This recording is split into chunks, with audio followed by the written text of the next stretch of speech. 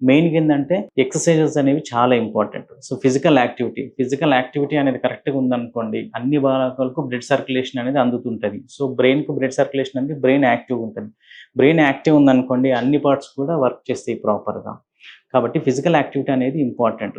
అది 30 మినిట్స్ అది ఎక్సర్‌సైజెస్ అన్నా కావచ్చు, వాకింగ్ అయినా కావచ్చు, జాగింగ్ అయినా కావచ్చు. ఏదో ఒక ఫిజికల్ యాక్టివిటీ అనేది ఎవ్రీ డే చేస్తే బెటరు. దాంతో పాటుగా ప్రాపర్ డైట్ అంటే బ్యాలెన్స్‌డ్ డైట్ అంటాం. It includes protein, carbohydrates and then fat. అలాంటి బ్యాలెన్స్‌డ్ డైట్ తీసుకోవాలి. ఫ్రూట్స్ ప్లస్ వెజిటబుల్స్ మిక్స్ ఉండాలి. అంటే దాంతో పాటుగా స్ట్రెస్ అనేది తగ్గించాలి. సో, చాలా వాటికి స్ట్రెస్ అనేది అన్నిటికి కారణాలు. ఇప్పుడు హెడేక్ అనుకోండి స్ట్రెస్ వల్ల ట్రిగ్గర్ అవుతది. స్ట్రోక్ అనుకోండి స్ట్రెస్ వల్ల ట్రిగ్గర్ అవుతది. బీపీ, షుగర్ కూడా స్ట్రెస్ వల్ల ట్రిగ్గర్ అవుతుంటది. సో, ఒకసారి రిస్క్ ఫ్యాక్టర్స్ ట్రిగ్గర్ అయినాయి అనుకోండి, సో, దాని నుంచి చాలా రకాల కాంప్లికేషన్స్ అనేవి వస్తుంటాయి. సో, స్ట్రెస్ మేనేజ్‌మెంట్ అనేది చాలా ఇంపార్టెంట్. సో, దానికి మెడిటేషన్ కానీ, యోగా కానివ్వండి, ఏదైనా ప్రాణాయామం కానివ్వండి, ఏదో రకమైనటువంటి యాక్టివిటీస్ అనేది ఉండాలి. మీరు తీసుకునే అదే మందులు, అదే నాణ్యమైన మందులు మెడ్ ప్లస్ బ్రాండ్స్ పై సగం ధరకే.